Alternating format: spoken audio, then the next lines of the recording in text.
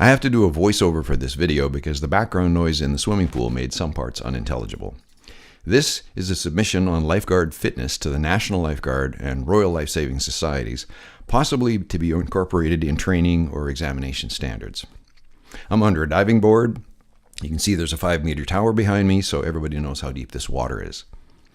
The thought behind this is that we put a lot of focus on getting to a patient with timed head-up swims, endurance swims. That's all good, but I'm suggesting we pay more attention to what we do once we reach a patient. We go to work, always, with our hands, which means that our swimming has to be mainly or all legs. And I've seen especially some of the younger guards struggling to do a PIA carry. I call this exercise the 15s because it's in segments of 15 seconds. Resting, hands up, one arm up, then both arms up. I'll demonstrate. To do this exercise, stay vertical, no leaning back. Your mouth and ears stay out of the water at all times. When hands go up, just show them. When an arm goes up, try to get the elbow above the water. For pool guards, I'm suggesting this be done for 2 minutes, waterfront guards 4 minutes, and surf guards stepping up the last 2 minutes for 6-minute total. You'll never be able to dominate surf, but this might give you a better fighting chance to pull off a rescue. Now, for those of you who get a little more enthusiastic, I do before I go to a tournament, you can start working with weights. You can see these finger weights I've got. There's 8 of them. I can go up to 4 in each hand. You definitely want to work into this slowly. But one of the things about using the weights is it's not just adding weight to you, it's lousing up your hand position because you have to use at least 2 fingers to hold on to them. And that means you can't scull for beans, so you don't get that much rest when your legs are yelling for please let me rest. Now, don't charge into any of this if you haven't done much of this kind of work with your legs. You've already modified your body for the job. Lifeguards are chronic swimmers, so we've got huge armpits, which is the whole point of swimming, right? But in this case, we have to thicken and strengthen the tendons and ligaments on the medial sides of our knees, which is slow because cartilage has nowhere near the blood supply of muscle. So starting with too much enthusiasm, you can be walking around for a couple of days with sore knees. You can also pull an abductor muscle on the inside of your thighs. Now, I'm 68 years old filming this, so if I can do it, you can train yourself up.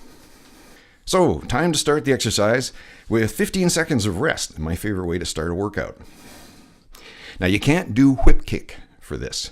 The bobbing up and down is guaranteed to have water sloshing into your patient's face, the exact opposite of what we're trying to do with a PIA. It has to be egg beater. Alternating legs gives you a steady lift. And show a little pride. Don't go heaving back and forth sideways. Tighten up your abdomen. Now, on reviewing the video, I saw that at times I have an elbow touching the water. And I confess I was distracted with remembering everything I was trying to say and with events in the pool. I did notice that my breathing wasn't as usual, 30 breaths a minute at the end of the 2nd minute and 60 breaths a minute at the end of the 4th and steady after that. So there is an aerobic fitness element to this exercise. I only got to a little over 30 breaths a minute in the 6th minute of this demonstration, and this exercise is harder to do with your arms just that inch or so higher.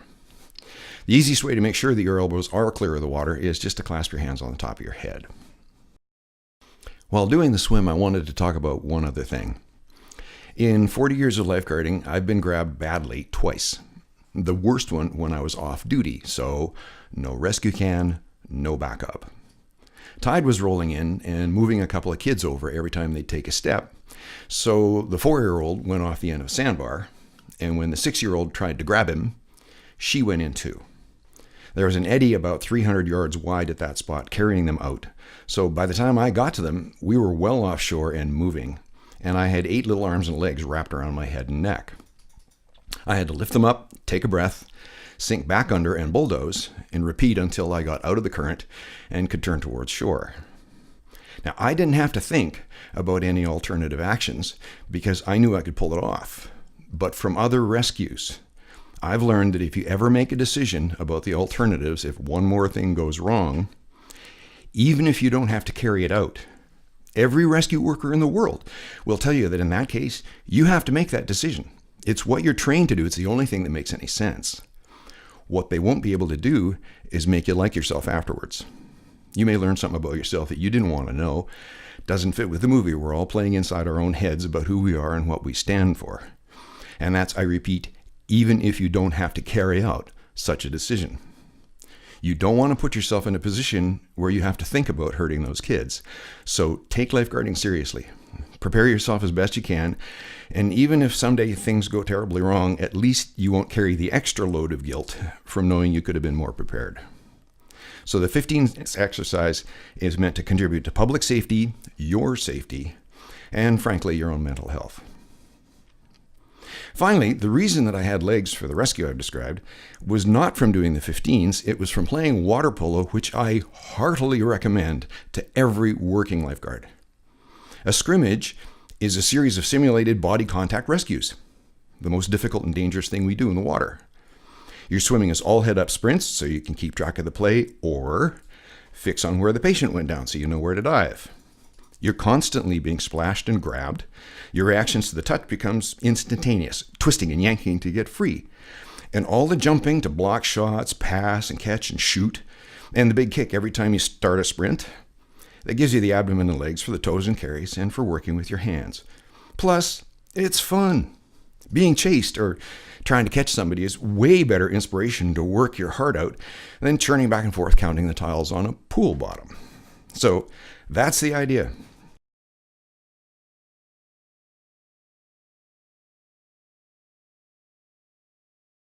Okay, so that concludes 4 minutes for the beach guards.